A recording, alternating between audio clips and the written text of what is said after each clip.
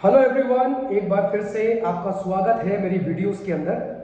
जैसा कि टॉपिक का नाम आपके सामने लिखा हुआ है, एक अकाउंट है मेरे सामने जिसका नाम है profit and loss appropriation account. आप लोगों ने अकाउंट्स के अंदर ये अकाउंट बार बार देखा होगा और जब से आपकी क्लास 12 स्टार्ट हुई है उसके बाद आपने एक बात पे ध्यान दिया होगा कि ये अकाउंट लगभग हर बार बनता है। लेकिन क्या कभी आपने सोचा है कि इस अकाउंट को हम क्यों बनाते हैं या इसका रिक्वायरमेंट क्या है? आइए आज की इस वीडियो के अंदर हम इसी चीज के बारे में डिस्कस करने वाले हैं।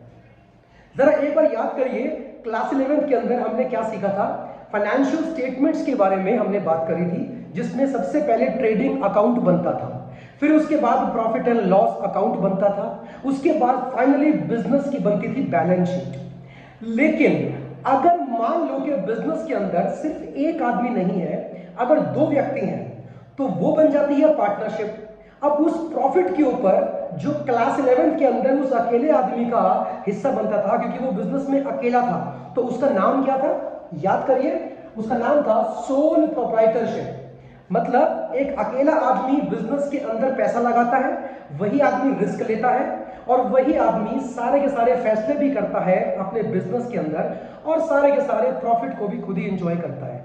लेकिन आप जरा ये सोचिए कि अगर उस बिजनेस के अंदर वो एक आदमी ना होके दो पार्टनर्स हो, तो क्या वो प्रॉफिट सारे पार्टनर्स के बीच में, उन दोनों पार्टनर्स के बीच में बंटना चाहिए? बिल्कुल बंटना चाहिए। और उसी प्रॉफिट को बांटने के लिए हम एक सेपरेट अकाउंट बनाते हैं जिसका नाम होता है profit and loss appropriation account. जैसा कि आप मेरे सामने बोर्ड पे उस अकाउंट को देख सकते हैं। तो इससे पहले कि मैं इसके बारे में आपसे बात करूं, मैं चाहूंगा आपको एक फैक्ट बताना कि इस अकाउंट के बनने से पहले हमेशा प्रॉफिट एंड लॉस अकाउंट बनता है, क्योंकि वहीं पे आपको नेट प्रॉफिट या नेट लॉस का मालूम पड़ता है कि बिजनेस ने इस साल नेट प्रॉफिट कमाया है या नेट लॉस कमाया है। फिर उसके बाद वहां से प्रॉफिट ट्रांसफर होके इस वाले अकाउंट में आता है और इस अकाउंट का बनने का जो मोटिव है वो सिर्फ एक है कि हमें प्रॉफिट को पार्टनर्स के बीच में बांटना है, जो हमने प्रॉफिट एंड लॉस अकाउंट में कैलकुलेट कर लिया है। इसीलिए आपको ध्यान दिया होगा कि हमेशा ये अकाउंट स्टार्ट कहां से होता है? By profit and loss account से। उसके साइड में मैंने क्या लिखा है? Net profit. ये नेट प्रॉफिट कैलकुलेट कहां पर हुआ था? प्रॉफिट एंड लॉस अकाउंट के अंदर। तो वो यहां लिखा जाएगा, इस अकाउंट के जो है क्रेडिट साइड के अंदर ये वाली अमाउंट लिखी जाएगी, नेट प्रॉफिट हुआ है तो। लेकिन अगर प्रॉफिट एंड लॉस अकाउंट के अंदर आपका नेट लॉस था तो वो नेट लॉस ट्रांसफर किया जाएगा इस वाली साइड में। आप देख पा रहे हैं, डेबिट साइड में लिखा हुआ है to profit and loss account और यहां लिखा है नेट लॉस। अब सबसे इंटरेस्टिंग बात यह है कि इन दोनों में से कोई एक चीज ही आएगी, या तो नेट प्रॉफिट है या नेट लॉस है। बस आपको इतना ध्यान रखना है कि अगर क्वेश्चन के अंदर नेट प्रॉफिट का जिक्र किया गया है तो ये यहां पे ट्रांसफर किया जाएगा, और अगर वो नेट लॉस है तो वो डेबिट साइड पे ट्रांसफर किया जाएगा। उसके बाद की बारे में हम थोड़ा सा बात कर लेते हैं। अब देखो, सवाल ये आता है कि प्रॉफिट एंड लॉस अकाउंट या profit and loss appropriation account, इनके बीच में डिफरेंस क्या है? आइए हम बात करते हैं। तो सबसे बड़ा इन दोनों अकाउंट्स के बीच में डिफरेंस है वो ये है कि प्रॉफिट एंड लॉस अकाउंट के अंदर वो खर्चे आते हैं जो बिजनेस को हर हाल में पे करने पड़ेंगे। जैसे कि अपने स्टाफ की सैलरी पे करनी है, एक पार्टनरशिप है, उसके अंदर कुछ स्टाफ भी काम करता है। मैं पार्टनर्स की बात नहीं कर रहा हूं, पार्टनर्स तो मालिक है, एम्प्लॉय नहीं है। अगर मैं एम्प्लॉय की सैलरी की बात करता हूं तो उनको बिजनेस के प्रॉफिट या लॉस से कोई मतलब नहीं है। आप उनको ये बोल के टाल नहीं सकते कि इस साल हमारा जो बिजनेस है वो लॉस के अंदर था, इसलिए सैलरी आपको हम अगले महीने या नेक्स्ट ईयर से देंगे। नहीं, उनको सैलरी हर हाल में आपको पे करनी पड़ेगी। तो ऐसे खर्चे के लिए बना है प्रॉफिट एंड लॉस अकाउंट, जो आपको हर हाल में पे करना पड़ेगा। एग्जाम्पल डेप्रिसिएशन, एग्जाम्पल इंश्योरेंस का प्रीमियम। अगर बिल्डिंग जिसमें आप अपना बिजनेस करते हो, अगर वो बिल्डिंग भी आपकी नहीं है तो उसके लिए मंथली रेंट जो आप पे करते हो वो भी हर हाल में आपको पे करना पड़ेगा, और वो आएगा प्रॉफिट एंड लॉस अकाउंट के डेबिट साइड में।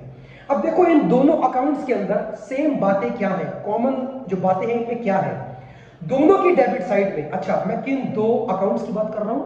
पहला प्रॉफिट एंड लॉस अकाउंट और second profit and loss appropriation account. दोनों की डेबिट साइड में खर्चे ही रिकॉर्ड होते हैं, एक्सपेंसेस ही आते हैं, फर्म के एक्सपेंसेस, बिजनेस के एक्सपेंसेस ही आते हैं। तो फिर क्या फर्क हुआ?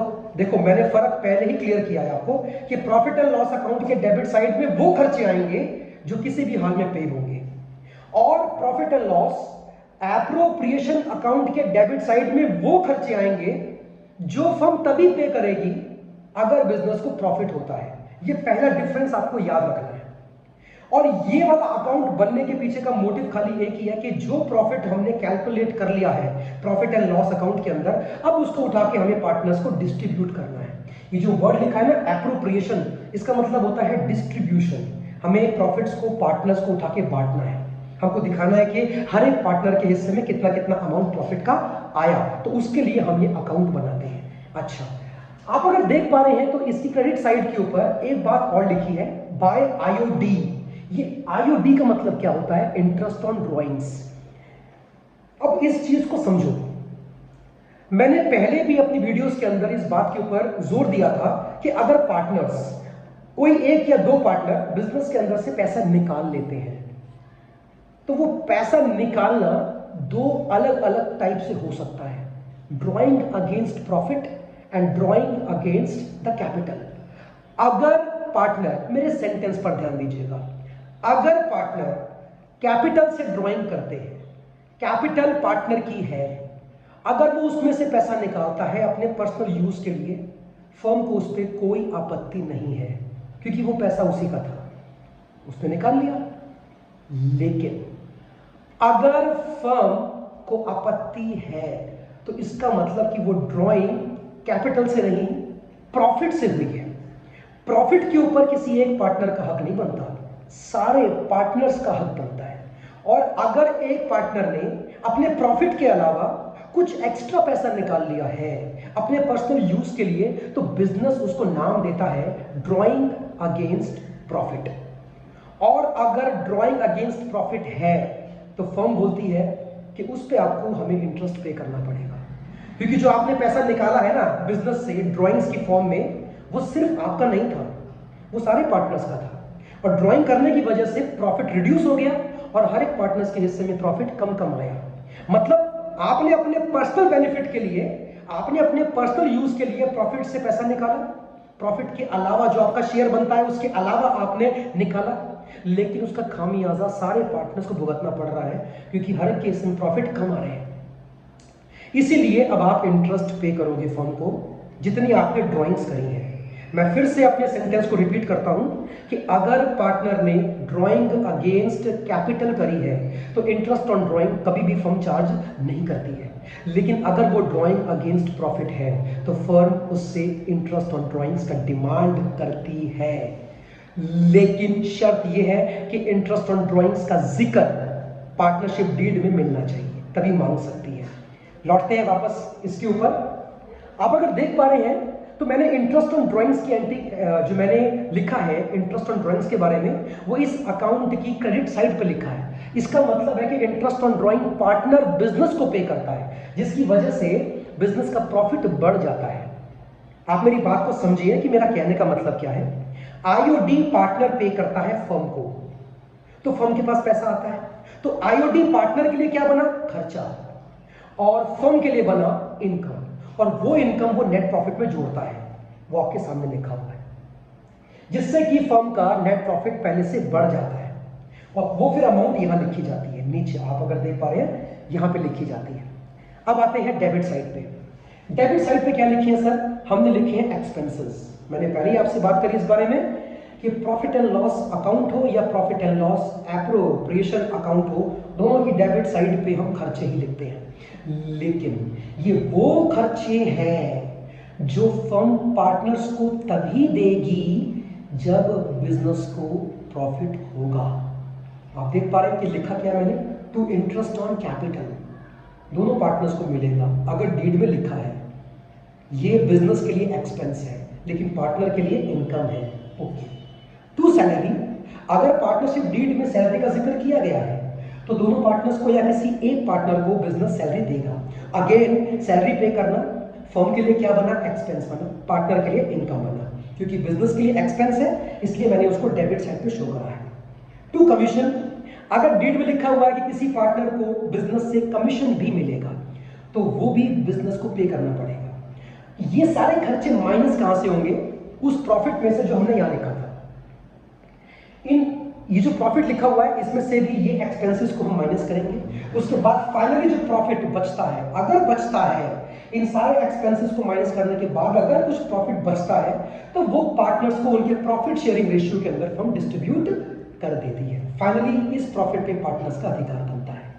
तो पहली चीज तो आपको इसका ध्यान रखना है कि प्रॉफिट एंड लॉस अकाउंट हो या profit and loss act account हो, दोनों में एक्सपेंसेस डेबिट साइड पर ही आते हैं। फर्क सिर्फ ये है कि प्रॉफिट एंड लॉस अकाउंट में जो खर्चे हम लिखते हैं डेबिट साइड पे, वो हमेशा आउटसाइडर्स को पे करती है फर्म, आउटसाइडर्स को। लेकिन जो खर्चे इस वाले अकाउंट के डेबिट साइड पे आते हैं वो खर्चे ऐसे हैं जो फर्म पार्टनर्स को पे करती है। तो मतलब ये जो साइड आप देख पा रहे हैं डेबिट साइड इस वाले अकाउंट की, ये खर्चों की साइड है फर्म की जो वो पार्टनर्स को पे करता है। और इसके साथ साथ ये भी मैंडेटरी है कि बिजनेस को प्रॉफिट होगा तभी फर्म ये खर्चे पार्टनर्स को पे करेगी। लेकिन वो जो खर्चे थे आपके, जो वो आउटसाइडर्स को पे कर रही थी, जो प्रॉफिट एंड लॉस अकाउंट के डेबिट साइड पे आ रहा था, वो खर्चे ऐसे हैं जो प्रॉफिट या लॉस पे डिपेंड नहीं करते, वो तो हर हाल में आपको पे करने पड़ेंगे।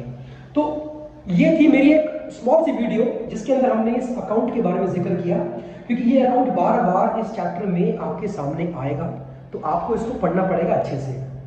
ठीक है, अब इसके बाद हम बात करेंगे इस चैप्टर के अंदर ना कई सारी आपको एंट्री पास करनी है। इस वाले अकाउंट की एंट्री बनती है बहुत सारी, और बच्चे उन एंट्रीज में मैंने क्या देखा है कि अक्सर कंफ्यूज रहते हैं कि एंट्री जब पास होगी तो हम क्या लिखेंगे। तो अगली जो वीडियो आएगी उसके अंदर हम एंट्रीज के बारे में ही बात करेंगे, उसमें हम लोग जो है डिस्कस करेंगे। और आप लोग अगर टच में रहेंगे मेरे साथ तो आपको ज़्यादा अच्छे से क्लियर हो पाएगा कि उन एंट्रीज का मतलब क्या है और वो एंट्रीज कब पास करनी होती है, कैसे पास करनी होती है। आप लोगों ने मेरी वीडियोस को देखा, आपने टाइम दिया, आपका थैंक यू सो मच। लगातार अपने कमेंट्स, लाइक्स, और अगर वीडियो अच्छी ना लगी हो तो आप मुझे डिसलाइक भी कर सकते हैं, कोई दिक्कत नहीं, लेकिन मुझे आपका फीडबैक जरूर चाहिए, क्योंकि अगर आपने मुझे डिसलाइक किया तो एटलीस्ट मेरे मन में ये आएगा कि मुझे थोड़ा सा और इम्प्रूव करने की जरूरत है, मुझे उसमें हर्ट नहीं होगा या मैं डिमोटिवेट नहीं हो जाऊंगा। बट कुछ भी करिए, लाइक, अनलाइक या कमेंट कुछ तो करिए, लेकिन करिए। तब तक के लिए thank you, all the best.